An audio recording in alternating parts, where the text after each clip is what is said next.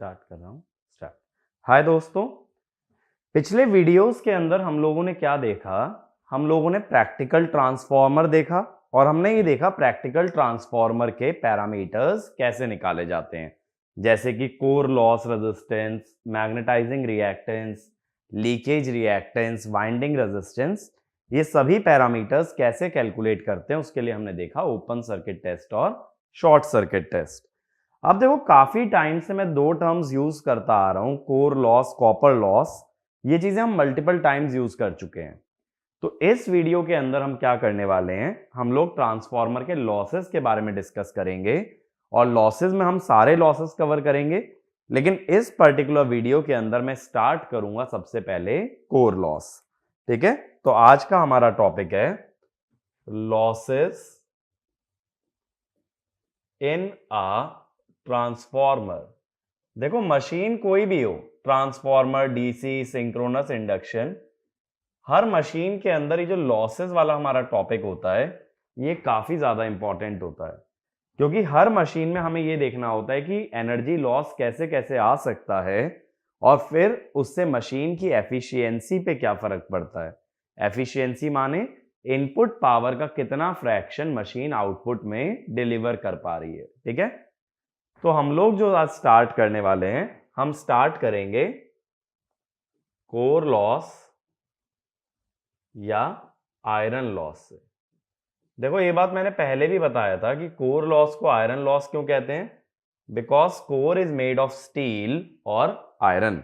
Steel खुद भी तो आयरन से बनी है, तो जब ट्रांसफॉर्मर का कोर आयरन से बना है तो कोर लॉस को आयरन लॉस कह सकते हो। अब देखो, आयरन लॉस या कोर लॉस के अंदर दो पार्ट्स होते हैं हमारे।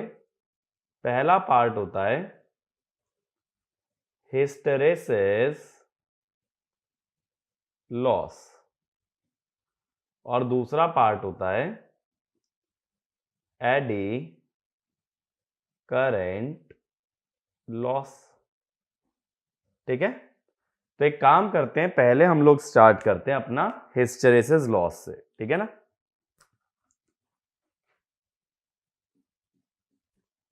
अब देखो, हम ये जानते हैं कि ट्रांसफॉर्मर का जो भी कोर है वो कौन से टाइप के मटेरियल से बनता है। It is made up of ferromagnetic material. Ferromagnetic material की जब मैंने आपसे मटेरियल डिस्कस किया था, एक खास बात थी कि उसके मैग्नेटाइजेशन कर्व के अंदर आता है हिस्टेरेसिस, जिसके अंदर हमने बात की थी रेसिडुअल मैग्नेटिक फील्ड और कोएर्सिव फील्ड के बारे में। ठीक है, तो अब देखो, हिस्टेरेसिस लॉस जो होता है that is due to hysteresis curve in the material या फिर इन द फेरोमैग्नेटिक मटेरियल। मैंने हिस्टेरेसिस कर्व कैसे बनाया था, देखो यहां पे होता है B और यहां पे होता है H। तो हिस्टेरेसिस कर्व हमने कैसे ड्रॉ किया था कि पहले हमने बनाया था वर्जिनल कर्व जो ओरिजिन से जाता है, फिर जब ये लौटता है तो ये ऊपर से आता है और वापस आता है तो फिर ये नीचे से आता है। तो इस टाइप का बनाया था हमने हिस्टेरेसिस कर्व। ये थी रेसिडुअल मैग्नेटिक फ्लक्स डेंसिटी और ये था हमारा कोएर्सिव फील्ड। यही था ना। ये हो जाता है मैक्सिमम फ्लक्स डेंसिटी जो एक मटेरियल दे सकता है, और ये माइनस बी मैक्स। ठीक है, और ये माइनस बी आर। तो अब ड्यू टू हिस्टेरेसिस क्या होता है, मैग्नेटिक फील्ड इंक्रीज और डिक्रीज करने का पाथ जो है या कर्व जो है वो सेम नहीं है। जब बढ़ा रहा हूं तो नीचे से जा रहा हूं, देखो एरो राइट में है ना, राइट का मतलब है एच बढ़ा रहा हूं।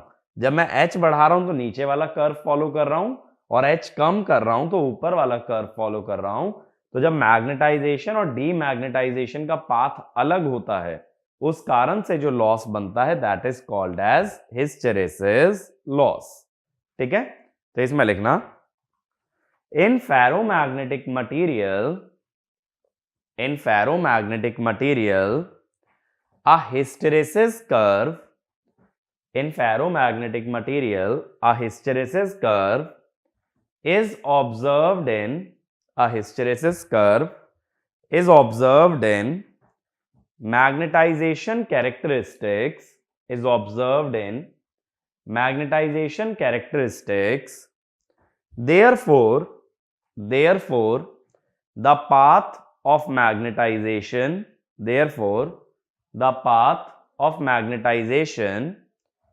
and demagnetization is not identical and hence the energy lost due to this phenomena is called hysteresis loss. ठीक है, अब दूसरी बात समझते हैं। देखो होता क्या है कि मैंने ये बोला था, अगर याद हो, कि फेरोमैग्नेटिक मटेरियल की जब बात होती है, whenever we talk about ferromagnetic material, क्या खासियत होती है इसकी? एक तो हिस्टेरेसिस कर्व हो गया, एक क्या होता है कि मैग्नेटिक डाइपोल्स जो होते हैं दे अलाइन पैरेलल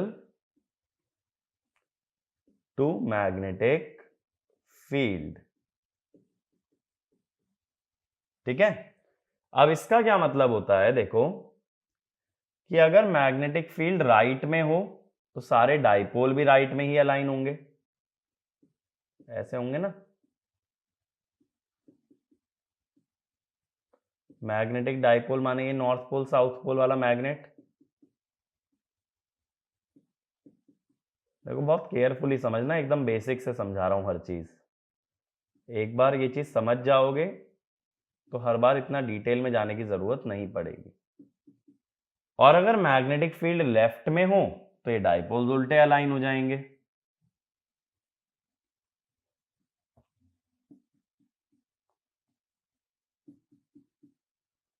तो यानी फेरोमैग्नेटिक मटेरियल में जिस भी डायरेक्शन में मैग्नेटिक फील्ड लगाते हो उसी डायरेक्शन में हमारे डाइपोल्स अलाइन हो जाते हैं। लेकिन अब क्या होता है, जब ट्रांसफॉर्मर की हम बात करते हैं तो ट्रांसफॉर्मर का करंट ऑल्टरनेटिंग है, एसी है, इस कारण से जो बनेगी मैग्नेटिक फील्ड वो भी ऑल्टरनेटिंग होगी। अगर मैग्नेटिक फील्ड ऑल्टरनेटिंग है तो वो हर हाफ साइकिल के बाद अपने पाथ को रिवर्स कर लेगी या अपनी डायरेक्शन को रिवर्स कर लेगी। तो इसका मतलब क्या है, हर हाफ साइकिल के बाद डाइपोल्स की डायरेक्शन भी रिवर्स हो जाएगी, यानी डाइपोल्स को अपनी डायरेक्शन रिवर्स करना पड़ेगा आफ्टर एवरी हाफ साइकिल, या डाइपोल्स को रोटेट करना पड़ेगा। अब इस रोटेशन के दौरान जो एनर्जी लॉस होता है उसको हम कहते हैं हिस्टेरेसिस लॉस। यानी अगर ऑल्टरनेटिंग फील्ड नहीं लगाई गई होती तो डाइपोल्स को रिवर्स नहीं होना पड़ता, तो there would be no energy loss. तो तुम हिस्टेरेसिस लॉस को ऐसे भी कह सकते हो, it is the energy lost due to reversal of orientation of dipoles. तो ये वाला पॉइंट लिखो। In a ferromagnetic material magnetic dipoles always align parallel to the magnetic field. So if alternating field is applied,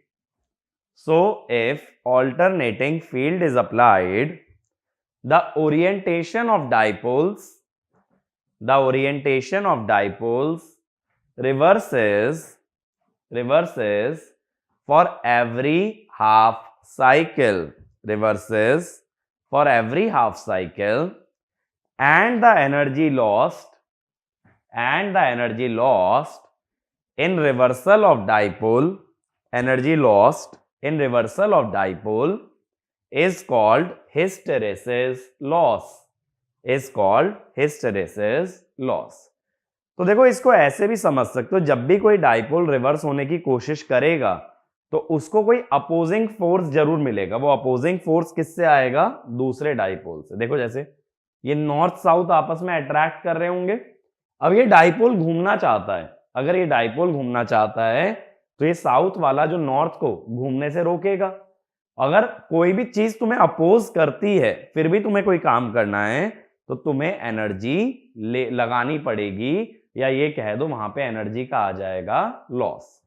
तो अगर dipoles free होते ना movement के लिए तो कोई हिस्टेरेसिस लॉस होता ही नहीं, लेकिन डाइपोल्स को मूव करना है और वहीं बाकी के डाइपोल उन्हें मोशन से रोक रहे हैं, और ऐसा होने के कारण कुछ ना कुछ एनर्जी लॉस आ रहा है, दैट इज हिस्टेरेसिस लॉस। ये बात क्लियर हुई? ये तो कंसेप्चुअल एक्सप्लेनेशन हुआ कि व्हाई हिस्टेरेसिस लॉस ऑकर्स। मेरी बात क्लियर हुई ना? डाइपोल्स जब रोटेट करने की कोशिश करते हैं तो बाकी डाइपोल्स जो एक डाइपोल पे फोर्स लगा रहे हैं they try to oppose it. As an example, अगर ये नॉर्थ पोल ऊपर जाने की कोशिश करता है तो ये दूसरा साउथ उसे रोकेगा, क्योंकि south will attract the north. अब आते हैं कि हिस्टेरेसिस लॉस कैलकुलेट कैसे किया जाता है। ठीक है, अच्छा एक पॉइंट और लिख लेना। if magnetic field always exists in the same direction, if magnetic field always exists in the same direction, there would be no reversal of dipole, and hence no hysteresis loss,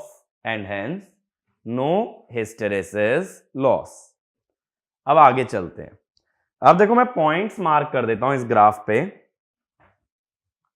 point 1, point 2, point 3, point 4, point 5 और point 6। 6 point मैंने mark कर दिए। Clear है? Black colour से मैं points बता रहा हूं। अब सबसे पहले समझो, अगर हम नेटवर्क की बात करें तो पावर लॉस या पावर कैसे निकालते हो? हम पावर को बोलते हैं PT is VT into IT, that is your instantaneous power. Faraday's law के हिसाब से VT को लिख सकते हैं d psi बाय dt या n d phi by dt। ठीक है, मैं लेंज लॉ नहीं लगा रहा, पोलैरिटी की अभी बात नहीं कर रहा हूं। तो पावर कितनी हो जाएगी? n d phi by dt into I of t। अब इसका मतलब क्या हुआ? पावर हो गई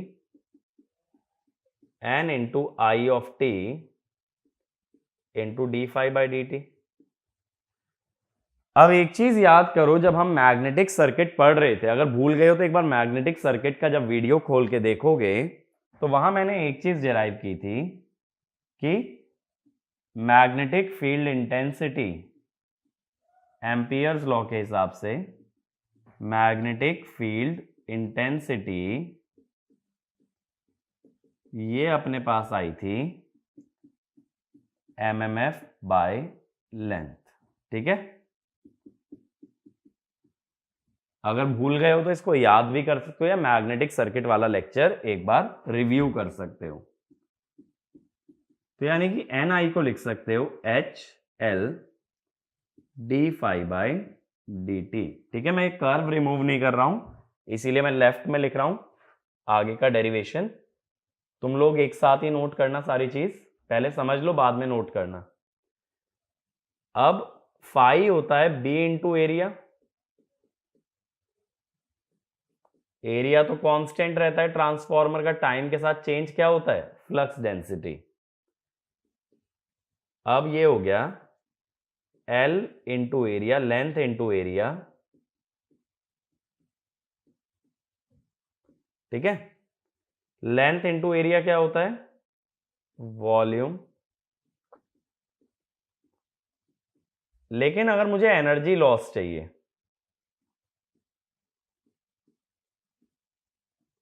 एनर्जी लॉस पर साइकिल, तो ये कैसे निकालोगे? एनर्जी कैसे आती है पावर से? PT dt। अगर dt मल्टीप्लाई करोगे तो dt कट जाएगा, यहां क्या बचेगा, h इंटू डी बी। तो ये हो गया भाई अपना एनर्जी लॉस। ठीक है, ये बात क्लियर हुई। तो मेरे को अब यहां पे कौन सी क्वांटिटी कैलकुलेट करनी पड़ेगी, ये h into D B. Actual में ये जो क्वांटिटी होती है ना एच डी बी, इसको एनर्जी डेंसिटी भी कहते हैं। एनर्जी डेंसिटी क्यों, अगर ध्यान से देखोगे तो लेफ्ट में एनर्जी है, राइट में वॉल्यूम इनटू सम क्वांटिटी है। तो वॉल्यूम को नीचे ले जाओ तो एनर्जी पर यूनिट वॉल्यूम होती है एनर्जी डेंसिटी। ठीक है, तो एक बार यहां तक नोट कर लो, फिर हम आगे समझते हैं। अब आगे देखने के लिए इस बात का मतलब समझना, ये जो क्वांटिटी आई है एच डी बी, ये क्या बता रही है। एच डी बी देखो, अगर कोई भी बी एच कर्व ले लिया जाए,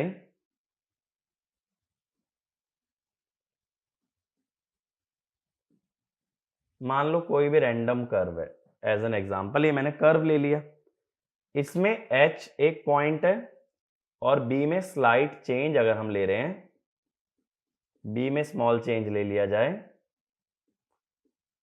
db, तो ये जो एरिया मैं शेडेड बना रहा हूं ये है एच डी बी।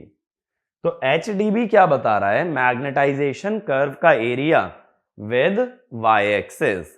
एच को मैं फिक्स कर रहा हूं, बी में जब स्मॉल चेंज लेता हूं तो एरिया किसके साथ में आता है, वाई एक्सिस के। तो ये ड्रॉ करके एक पॉइंट लिखना, integral H D B,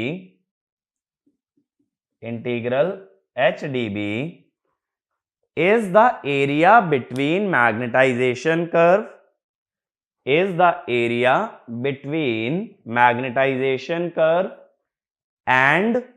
and b axis, and b axis, and this area represents the energy absorbed, and this area represents the energy absorbed by magnetic material, by magnetic material। यहां magnetic material का मतलब transformer का core.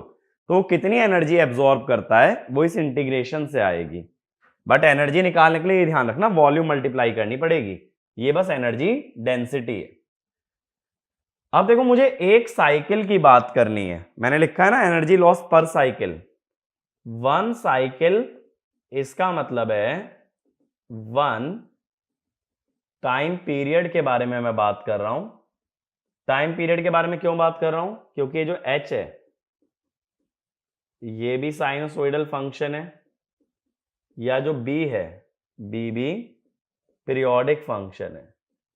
तो मुझे एक cycle में पूरी बात करनी है। ठीक है, एक साइकिल में बात करने के लिए मुझे क्या करना है, इस ग्राफ में 1 से चल के वापस 1 पे लौटना है। अगर कोई भी फंक्शन पीरियोडिक है तो एक पीरियड में जहां से चला था वहीं पे खत्म होना चाहिए, ये तो ऑब्वियस है ना, ये बात सभी लोगों को क्लियर है। पीरियोडिक फंक्शन एक पीरियड में जहां से शुरू होता है वहीं खत्म होता है। तो मुझे एक पीरियड की बात करनी है। एक पीरियड के लिए इस ग्राफ के ट्रैवर्सल की अगर मैं बात करूं तो मैं 1 वाले पॉइंट से शुरू होके खत्म भी कहां करूंगा, 1 पे। अब देखो सबसे पहले मैं क्या कह रहा हूं, मुझे एक क्लोज लूप इंटीग्रल चाहिए एच डी बी, ये मुझे निकालना है। एक पीरियड का मतलब क्या हुआ, स्टार्टिंग और एंडिंग पॉइंट सेम है, इसीलिए मैं क्लोज लूप दिखा रहा हूं इंटीग्रल। अब देखो सबसे पहले मैं बात करता हूं W1, इंटीग्रेशन मैं ले रहा हूं 1 वाले पॉइंट से 2 वाले पॉइंट तक, यानी माइनस बी आर से बी मैक्स तक। ठीक है ना, 1 से 2 तक जा रहे हैं, 1 से 2 तक जा रहे हैं। अब इसके अंदर देखो 1 से 2 जाते हुए कौन सा एरिया आएगा, मैंने बोला है ना एरिया वाई एक्सिस से लेना है। अगर एरिया वाई एक्सिस से लेना है तो ये एरिया बनेगा एरिया 1 2 3। ठीक है, और ये होगी एनर्जी एब्जॉर्ब्ड। अब मैंने इसको एनर्जी एब्जॉर्ब्ड कैसे बोला, देखो 1 से 2 जाते हुए H तो राइट साइड पड़ रहा है, तो यहां पे H क्या है, पॉजिटिव है। और 1 से 2 जाते हुए B जो है इंक्रीजिंग है, ऊपर जा रहे हो ना, ऊपर जाने का मतलब B इंक्रीजिंग है, B इंक्रीजिंग है तो DB भी पॉजिटिव है। दोबारा समझो, ये वाला जो ग्राफ है 1 से 2, इसके लिए H पॉजिटिव है और 1 से 2 जाते हुए B बढ़ रहा है तो DB भी पॉजिटिव है, तो एनर्जी पॉजिटिव आ रही है। एनर्जी पॉजिटिव माने एनर्जी एब्जॉर्ब। ये जो फॉर्मूला है ना, ये एब्जॉर्प्शन का ही है, तो पॉजिटिव आई तो एब्जॉर्ब, नेगेटिव आई तो डिलीवर। मेरी ये बात क्लियर हुई? इस एरिया को मैं ग्राफ पे ड्रॉ करके भी दिखा देता हूं, ओरिजिनल ग्राफ को खराब नहीं कर रहे हैं, मैं अलग से ड्रॉ करके दिखा रहा हूं। ये है मेरा पॉइंट 1 2 और ये है 3, तो मैं इस एरिया की बात कर रहा हूं अभी, कर्व और y एक्सिस के बीच में। ये मेरी बात क्लियर हुई? ठीक है, अब आगे चलते हैं, बी मैक्स तक आ गए ना। अब बी मैक्स से मैं वापस जाने की कोशिश करता हूं, मुझे वापस देखो 1 पे लौट के आना है कर्व के अलोंग, तो मैं अगले एरिया की बात करता हूं W2। अब मैं लिखता हूं कि मैं बी मैक्स से आ रहा हूं बी आर पे, यानी मैं 2 से 4 वाले पॉइंट पे आ रहा हूं। देखो यहां से चल के यहां पे लाई कर रहा हूं, तो पहले मैं गया 1 से 2, अब 2 से मैं 4 आ रहा हूं, तो बी मैक्स से कहां आ रहा हूं, B R, H D B. अब एक चीज सोचो, 2 से 4 आने में H तो राइट हैंड साइड पे है, तो H तो पॉजिटिव है, लेकिन 2 से 4 आने में y एक्सिस वाली वैल्यू तुम्हारी डिक्रीज हो रही है, y एक्सिस वाली वैल्यू डिक्रीज हो रही है, तो डेल्टा y या डेल्टा b नेगेटिव होगा। मेरी बात समझ आ रही है? dB क्या है, चेंज इन b, तो अगर b घट रहा है तो dB नेगेटिव लेना पड़ेगा, बट H पॉजिटिव है राइट हैंड साइड पे, तो H पॉजिटिव है, B भी पॉजिटिव है, but change in B negative है। ये मत सोचना कि H भी तो घट रहा है, H का चेंज नहीं देखना, H का साइन देखो। H राइट हैंड साइड है तो पॉजिटिव, B भी अपवर्ड्स है, B पॉजिटिव है, ये बात सही है, लेकिन B डिक्रीजिंग है, इसीलिए change in B negative. Positive into negative क्या आएगा, नेगेटिव। तो ये एरिया कौन सा बनेगा पहले मुझे ये बताओ? ये एरिया है 2 3 4 और ये नेगेटिव आएगा, इसीलिए ये है एनर्जी डिलीवर्ड। ये भी मैं ग्राफ में दिखा देता हूं, ये एक काम करता हूं, मैं ओरिजिनल ग्राफ पे ही दिखा देता हूं, इस एरिया की मैं बात कर रहा हूं। ठीक है, ये ध्यान रखना, एरिया हमेशा y एक्सिस से लेना है। अब बी आर तक आ गए ना, अब अगले एरिया पे आते हैं। अब मैं जाता हूं बी आर से माइनस बी मैक्स पे।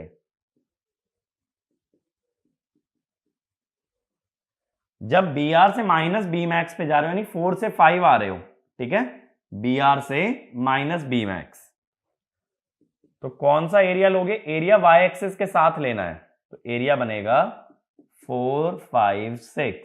ठीक है, अब इसमें देखो H नेगेटिव है, लेफ्ट साइड में आ चुके ना, नेगेटिव एक्स एक्सिस पे चल रहे हो, H नेगेटिव है, और B भी डिक्रीजिंग है, तो DB भी नेगेटिव है।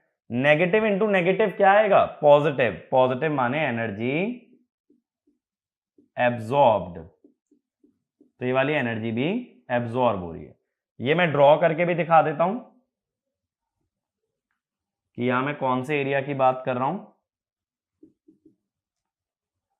यहां ऐसे आ रहा है हमारा, तो ये वाले एरिया की बात हो रही है कर्व और y एक्सिस के बीच में। ठीक है, अब लास्ट बचता है अपना W4। W4 में मैं क्या करूंगा, माइनस बी मैक्स से वापस माइनस बी आर पे आऊंगा,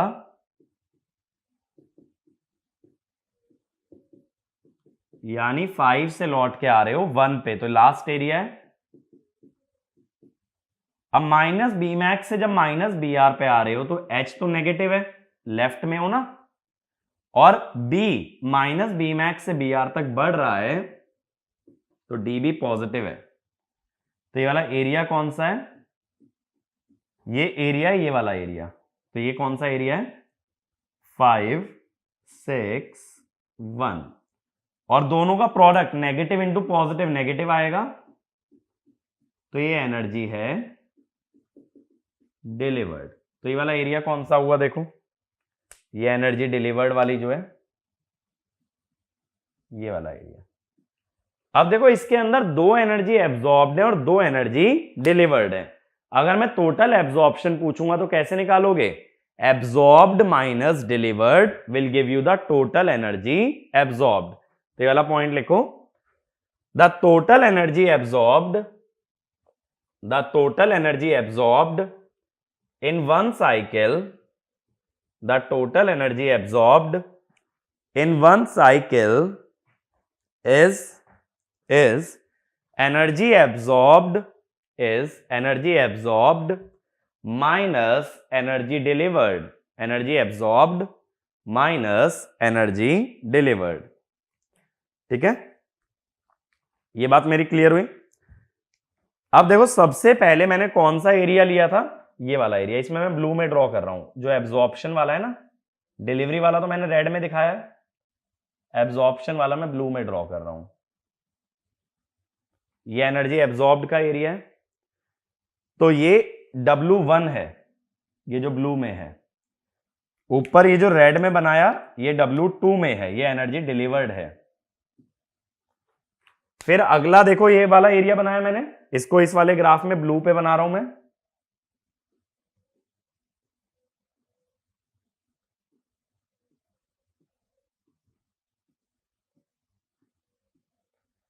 ये वाला एरिया ब्लू वाला है W3, और फिर ये रेड वाला एरिया नीचे वाला है W4। तो तुम क्या बोलोगे? एनर्जी एब्जॉर्ब्ड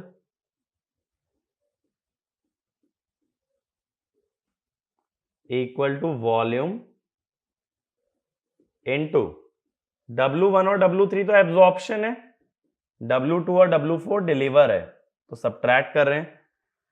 अब देखो जब ब्लू में से रेड वाला एरिया सब्ट्रैक्ट करोगे तो जहां ये ओवरलैप हो रहे हैं वहां कट जाएंगे, तो ये वाला एरिया कट जाएगा, तो बचेगा क्या?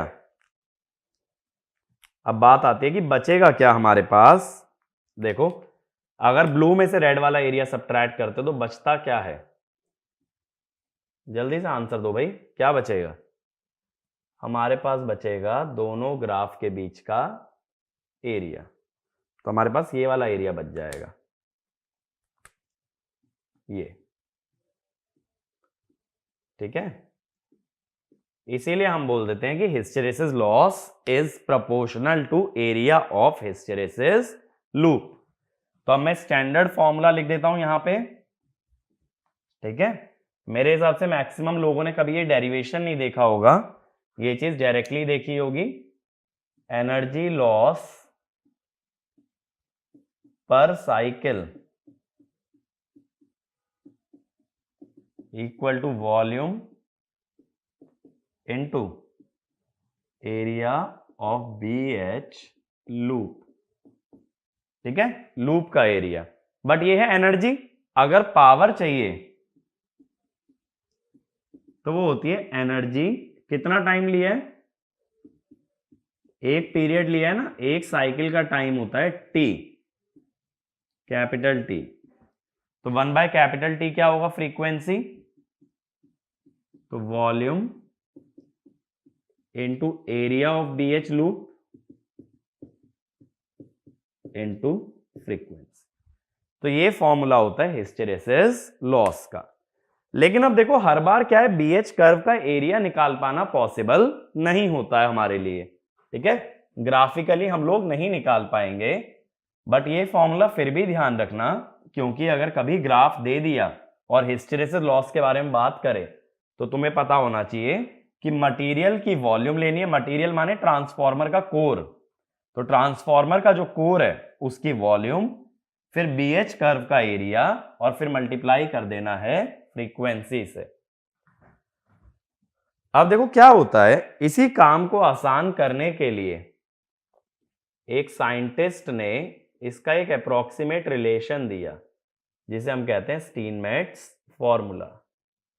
तो पहले स्टीनमेट्स फॉर्मूला पे आने से पहले एक पॉइंट लिखना, calculating the area of BH curve, calculating the area of BH curve is not always possible, is not always possible, so is not always possible, so we use an empirical relation, EMPIRICAL, empirical relation to find hysteresis loss, empirical relation to find hysteresis loss.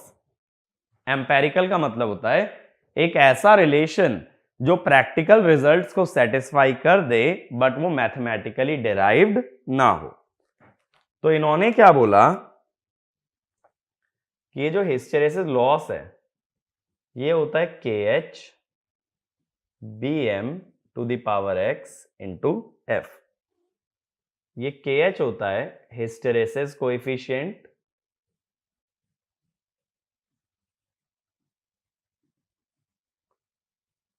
और ये ध्यान रखना ये proportional होता है core के volume के। आगे आने वाले सेक्शन में ना ये काम आएगा कि वॉल्यूम के प्रोपोर्शनल चलता है। X होता है स्टीनमेट्स कोएफिशिएंट, ठीक है। पहले ये जो X की वैल्यू होती थी earlier X equal to 1.6, but as per new IEEE rules x equal to 2। तो एग्जाम में अगर x की वैल्यू मेंशन नहीं है तो तुम x की वैल्यू को 2 रख के सॉल्व करोगे, ठीक है। तो ये क्लियर हुआ। अब इसके आगे की बात करते हैं, हमारी जो ट्रांसफॉर्मर से रिलेटेड है। ये तो हुआ हिस्टेरेसिस लॉस का फॉर्मूला। तो दो फॉर्मूले हमारे पास आए, एक एरिया ऑफ BH कर्व की टर्म में और एक स्टीनमेट्स फॉर्मूला। क्वेश्चन में स्टीनमेट्स फॉर्मूला यूज होता है बट ये एरिया वाला भी फॉर्मूला याद रखना है। अब देखो क्या होता है, हम ये जानते हैं कि ट्रांसफॉर्मर का जो वोल्टेज होता है जो हमने EMF के टर्म्स में डिराइव किया था, क्या था,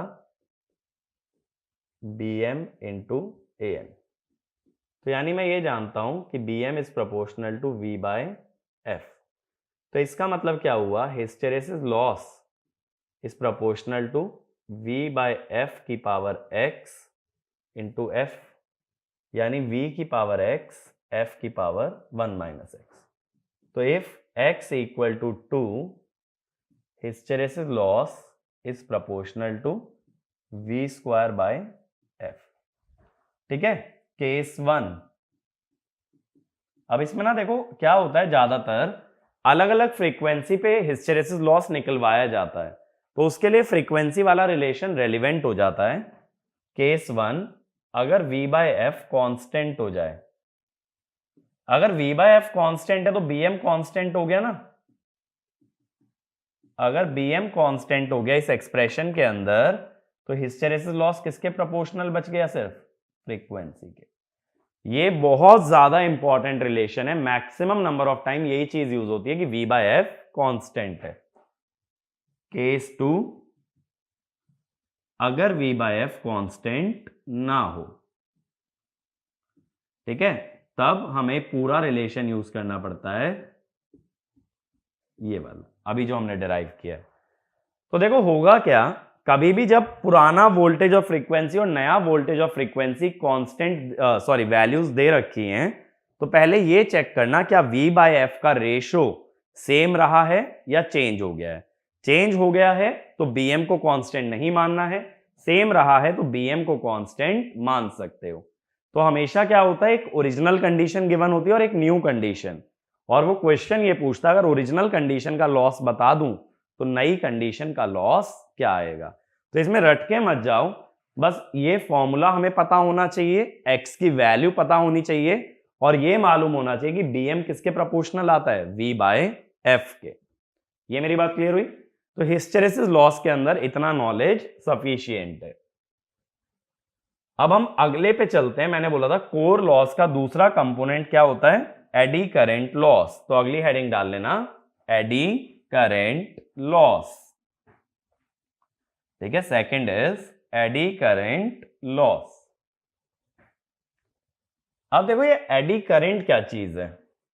एडी का अगर इंग्लिश मीनिंग देखोगे कभी भी तो एडी होता है जो समुद्र के अंदर या सी के अंदर भंवर बनता है। भंवर तो देखा होगा ना सभी लोगों ने, जो लोग हिंदी जानते हैं तो भंवर का मतलब जानते होंगे।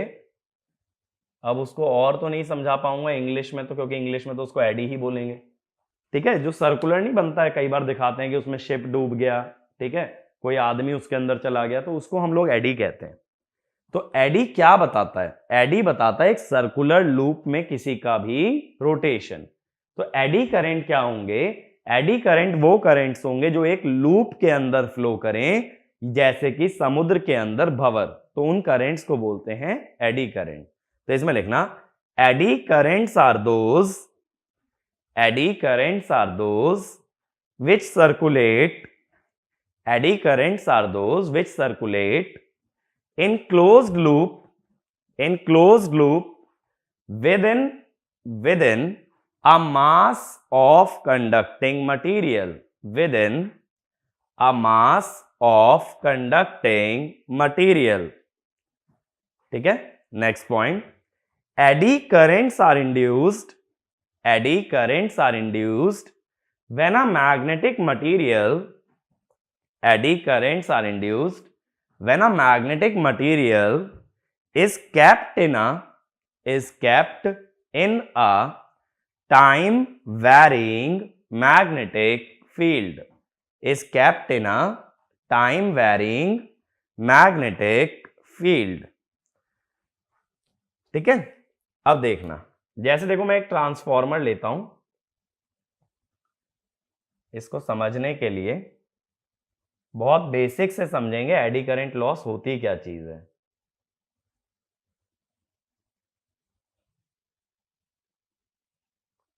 देखो 3 डायमेंशन बना रहा हूं मैं ट्रांसफॉर्मर को अपने।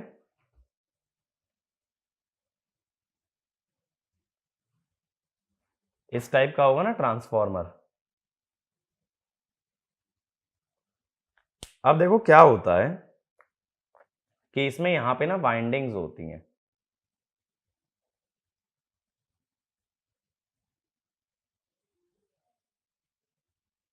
इस टाइप से होती है वाइंडिंग। अब क्या होता है, ये वाइंडिंग जो है ना, जब इसमें करंट जाएगा तो ये फ्लक्स बनाएगी। ये चीज तो अच्छे से जान गए हो। अब ये फ्लक्स जो बनेगा, ये फ्लक्स कोर के अंदर पास होता है। अब ऐसा मत सोचना ये सरफेस पे फ्लो हो रहा है, ये एक्चुअल में पूरी वॉल्यूम में फ्लो होता है, यानी मैग्नेटिक फील्ड ऐसे जाती है।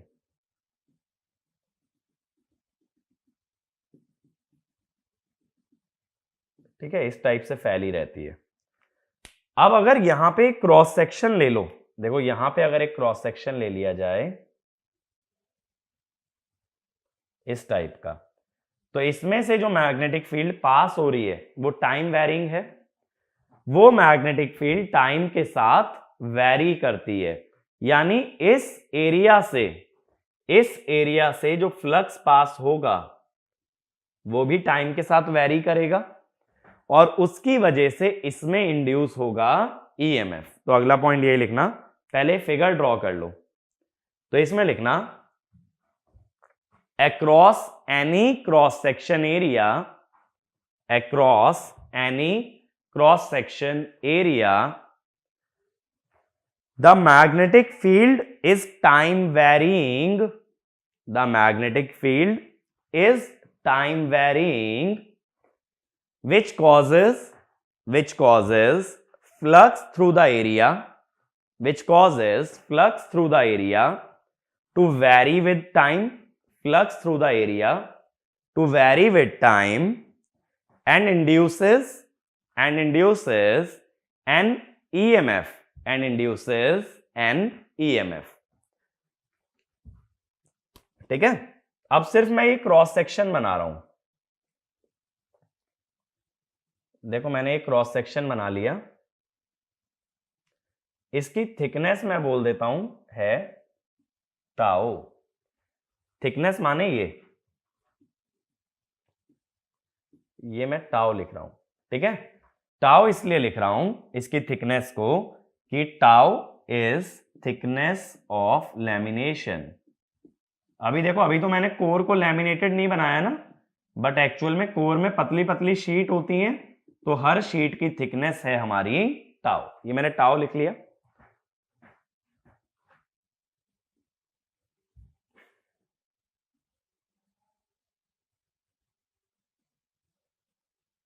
ये मटेरियल इस टाइप से होगा 3 डायमेंशन में। अब इस एरिया से, जैसे मान लो मैग्नेटिक फील्ड आउटवर्ड्स है, तो अगर मैग्नेटिक फील्ड आउटवर्ड है, इसे अपोज करने के लिए जो ईएमएफ बनेगा, देखो लेंज लॉ क्या कहता है, induced EMF opposes the cause of induction. यानी यहां जो ईएमएफ बने वो एक ऐसा करंट बनाए जो इस मैग्नेटिक फील्ड को अपोज करे। तो अगर मैग्नेटिक फील्ड बाहर की तरफ है तो इसका अपोजिशन कैसे बनना चाहिए, अंदर की तरफ। मेरी बात क्लियर हो रही है? जो ये मैग्नेटिक फील्ड कोर के अंदर है, बाहर की तरफ है, तो इसको अपोज करने के लिए मैग्नेटिक फील्ड अंदर बनानी पड़ेगी। मैग्नेटिक फील्ड अंदर बनाने के लिए करंट कैसे आना चाहिए, क्लॉकवाइज। तो करंट की डायरेक्शन देखो कैसे बन जाती है कि इसके अंदर करंट जो है ना, एक लूप के अंदर फ्लो करेगा ऐसे, और कैसे फ्लो करेगा, क्लॉकवाइज। बात क्लियर हुई? ये जो क्लॉकवाइज करंट है ये अंदर मैग्नेटिक फील्ड बनाएगा, अप्लाइड वाली बाहर है, आ गया अपोजिशन। और इस करंट को कहते हैं हम एडी करंट। अब ये मान लो कि ना यहां पे एक पतला सा ऐसे लूप मान लो, पतला सा एक मैं लूप ले रहा हूं जिसके अंदर ये एडी करंट फ्लो कर रहा है। ठीक है, ग्रीन वाली जो लाइन है ना, ये एडी करंट है। ये मैंने एक थिन लूप ले लिया है। ठीक है, इस लूप की थिकनेस मैं लिख रहा हूं dx, और ये लूप सेंटर से है x डिस्टेंस पे। तो मैंने सेंटर से x डिस्टेंस पे एक dx थिकनेस का लूप ले लिया। ये क्लियर है? और इस लूप की जो विड्थ है, देखो ये लूप ऐसे ही होगा अंदर भी, ये जो विड्थ है ये है w। अब सबसे पहले देखो, अगर मुझे एडी करंट पता करना है कितना आ रहा है, उसके लिए इंड्यूस्ड ईएमएफ चाहिए, और इंड्यूस्ड ईएमएफ के लिए चाहिए फ्लक्स। ठीक है, तो पहले मैं जानना चाहता हूं, ये वाली लेंथ भी मैं मार्क कर देता हूं, ये लेंथ है या हाइट है h। h माने देखो ये वाली है, इसके अंदर अगर मैं बात करूं तो ये h है। ठीक है, तो अब मुझे ये बताओ कि फ्लक्स कितना है इसके अंदर। ये थिकनेस 2x हो गई ना, x और x, और हाइट है h। एरिया यही तो बनेगा मैग्नेटिक फील्ड के परपेंडिकुलर, h इंटू 2x। मैं सिर्फ ये x वाली लूप में फ्लक्स निकालना चाहता हूं। अब ये जो b होती है ये तो टाइम वेरिंग होती है ना, तो b को लिख सकते हो bm sine of omega T. तो ये जो फाई आता है ये कितना आ गया, bm 2xh sine omega T. और ईएमएफ अगर सिंपली लिखो, यहां टर्न्स का तो फंडा है नहीं, तो D phi by D T. Turns तब होते हैं जब कोई कॉइल होती है, कॉइल नहीं है, यहां एक लूप में ईएमएफ बन रहा है, और एक लूप को एक ही टर्न की तरह कंसीडर करोगे। तो कितना हो गया ये, omega bm 2hx cos omega T. ये आ गया हमारा ईएमएफ। अब अगर करंट चाहिए तो ईएमएफ बाय रेजिस्टेंस करना पड़ेगा। अब रेजिस्टेंस कैसे निकालें, इस पतले से फिलामेंट का मुझे रेजिस्टेंस चाहिए, तो करंट की डायरेक्शन में क्या लिया जाता है, लेंथ, रो एल बाय ए होता है ना रेजिस्टेंस का फॉर्मूला। एल क्या होता है, लेंथ अलोंग करंट, और एरिया क्या होता है, एरिया परपेंडिकुलर टू करंट। अब देखो जैसे ये रहा करंट हमारा, ग्रीन वाली लाइन, ये करंट है ना, इसके परपेंडिकुलर का एरिया कौन सा होगा, इसके परपेंडिकुलर का एरिया ये वाली स्ट्रिप होगी। ये जो स्ट्रिप दिख रही है ना, ये करंट के परपेंडिकुलर है, तो इस स्ट्रिप का एरिया कितना है, इसकी विड्थ तो है dx, और ये लेंथ कितनी है w। तो क्रॉस सेक्शन एरिया अगर मैं बात करूं cross section area for eddy current को कितना क्रॉस सेक्शन एरिया फेस हो रहा है, दैट इज W dx। तो रेजिस्टेंस कितना होगा, रो एल की जगह ना। अब ये देखो करंट कितना एरिया या करंट कितने लेंथ से फ्लो कर रहा है, ये वाली लेंथ h, ये वाली लेंथ h, ये 2x और ये 2x। पूरा सरकमफेरेंस ले लो ना करंट के अलोंग रेक्टेंगल का सरकमफेरेंस क्या होगा, h plus 2x plus 2x। तो कितना लेंथ मिल रहा है करंट को, 2h plus 4x upon area W dx। अब हम ये कह देते हैं कि x is much less than h, तो dr is approximately rho 2h by W dx। ये आ गया ना हमारे पास, तो ये आ गया रेजिस्टेंस और ये मिल गया हमें EMF। ये बात क्लियर है। मैग्नेटिक फील्ड का जब क्रॉस सेक्शन एरिया लोगे तो मैग्नेटिक फील्ड के परपेंडिकुलर, जब रेजिस्टेंस के लिए लोगे तो करंट के परपेंडिकुलर। करंट अगर वर्टिकली फ्लो कर रहा है, देखो XYZ से समझा देता हूं और अच्छे से समझ आ जाएगा। XYZ, देखो मैग्नेटिक फील्ड x डायरेक्शन में है ना, बाहर की तरफ है, तो एरिया कौन सा लोगे, YZ वाला। Z में है h और y में है 2x, तो h इंटू 2x लिया। करंट है माइनस z में, करंट नीचे की तरफ है ना माइनस z में, तो एरिया लोगे XY का, x में है dx और y में है w, तो XY का कितना हो गया, dx इंटू w। अब इतना आने के बाद चाहो तो एडी करंट निकाल सकते हो EMF बाय रेजिस्टेंस करके, या अगर पावर लॉस निकालना है सीधे अगर पावर लॉस पे जाना चाहते हो तो मैं बोलता हूं एडी करंट की पावर सीधे निकाल दो E स्क्वायर बाय R से या E स्क्वायर बाय dr से। तो ये कितना हो जाएगा, E square omega square BM square 4h square x square cos square omega t by rho into 2h by W dx। 2h से 4h स्क्वायर चला गया 2h पे, omega square BM square 2 omega square BM square into h into W into x square cos square omega t dx। ठीक है। अब अगर तुम्हें एक लैमिनेशन में चाहिए, इसको डीपी कह दो, लैमिनेशन में चाहिए तो इंटीग्रेशन x का कहां से कहां तक होगा, 0 से टाउ बाय 2 तक, क्योंकि सेंटर से कितनी लिमिट तक जा सकते हो, टाउ बाय 2, तो ये तो बाहर आ गया।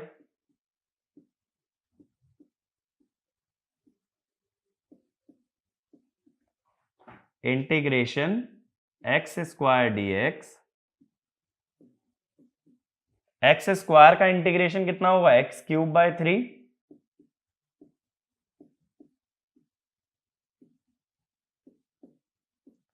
एक्स क्यूब बाय 3 में लिमिट डालोगे तो टाउ बाय 2 का क्यूब डिवाइडेड बाय 3, तो ये हो गया omega square BM square tau cube HW by 2, और ये हो जाएगा 24, तो नीचे 12। एक हम लोग रो लिखना भूल गए ना शायद, हाँ रो नीचे रहेगा, रो मिस कर गए हम, रेजिस्टिविटी नीचे 12 रो। ठीक है, और यहां आ गया कॉस स्क्वायर ओमेगा टी। लेकिन अब देखो ये तो टाइम का फंक्शन आ गया ना, टाइम का फंक्शन मुझे नहीं चाहिए, मुझे एडी करंट लॉस चाहिए। एडी करंट लॉस कैसे निकालोगे, अब एडी करंट लॉस निकालने के लिए इसका एवरेज ले लेंगे। कॉस स्क्वायर का एवरेज अगर निकालना चाहते हो तो अब मैं क्या कहूंगा, average eddy current loss is 1/2 pi 0 से 2 pi PE D omega T. अब बाहर की टर्म कितनी है? Omega square BM square tau cube HW by 12 rho, 0 से 2 pi cos square omega T D omega T. Cos square theta को क्या लिख सकते हो? 1 माइनस कॉस 2 थीटा। तो अभी देखो मैं आगे की टर्म ही सॉल्व कर रहा हूं बस अभी के लिए, बाद में देख लेंगे पूरी टर्म सब्स्टिट्यूट करके, क्योंकि बार बार इतना लंबा रिपीट करने का कोई फायदा नहीं है ना हमें।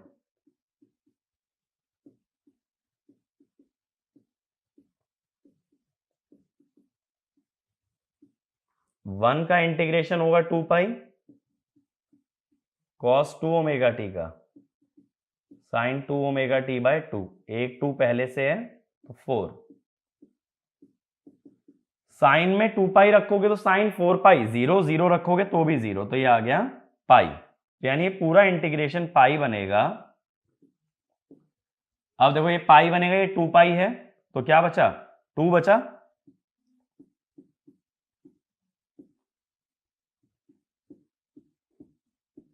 टाउ क्यूब का ना मैंने एक टाउ अलग ले लिया और ये हो गया 24 रो। अब height into width into thickness, ये हो गई वॉल्यूम। ओमेगा को लिख लो 2 पाई एफ,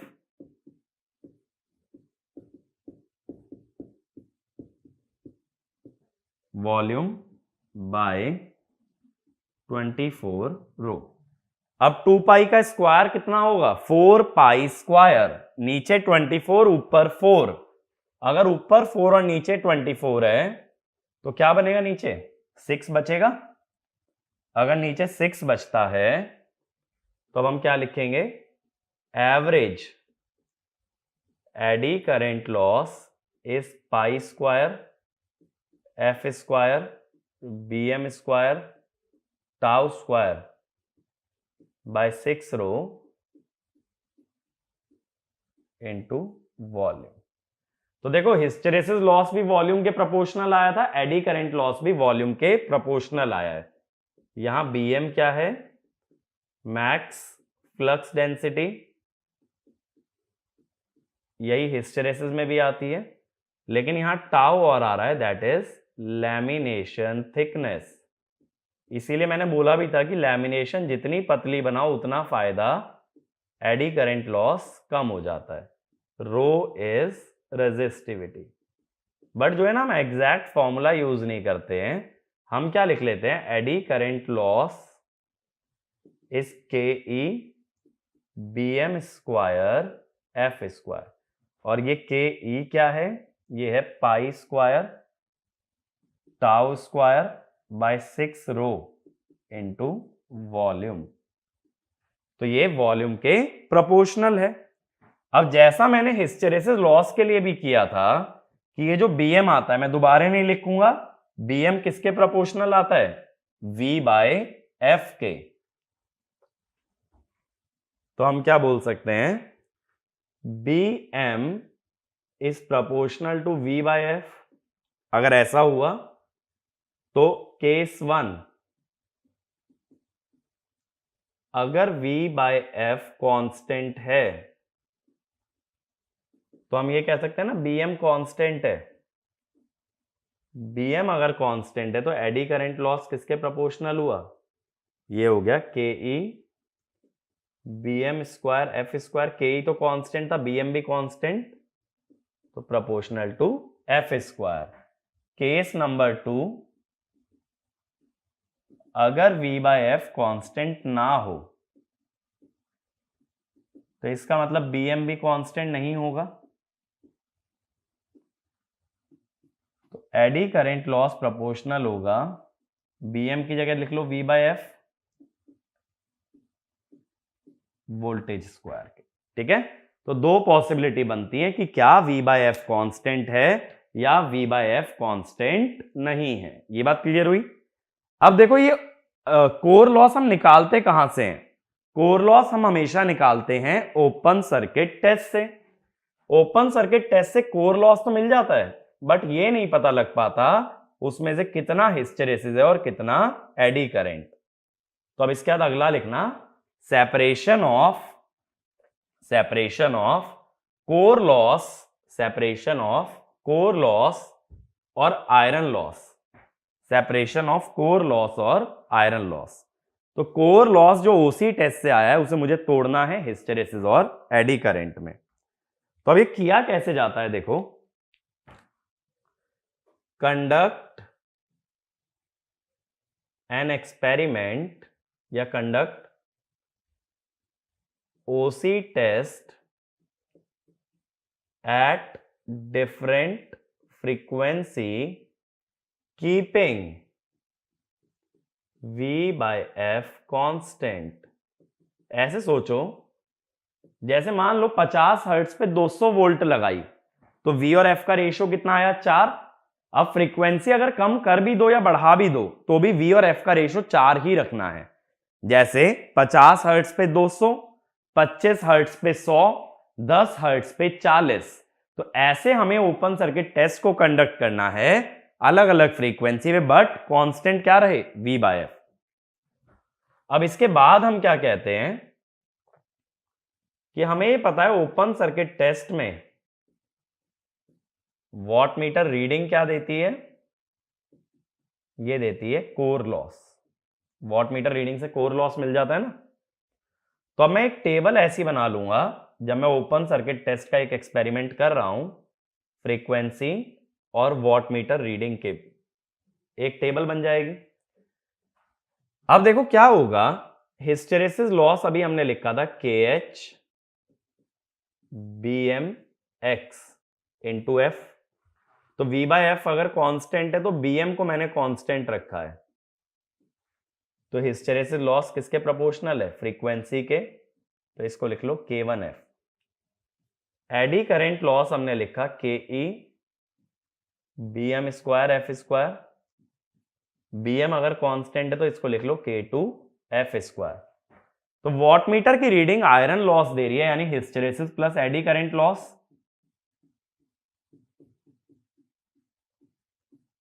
ये दे रही है। तो वॉटमीटर की रीडिंग को अगर F से डिवाइड कर दें तो क्या इक्वेशन बनी, K1 प्लस K2F। तो इसी टेबल में एक कॉलम मैं और बना लूंगा W by F। अब W by F और F अगर इसको एक वेरिएबल मान लो, देखो इसको ऐसे कह सकते हो, ये Y है, ये C है, ये MX। तो ये स्ट्रेट लाइन की इक्वेशन बन गई ना, जिसकी Y एक्सिस पे क्या मिलने वाला है, W by F, और X एक्सिस पे क्या मिलने वाला है, F।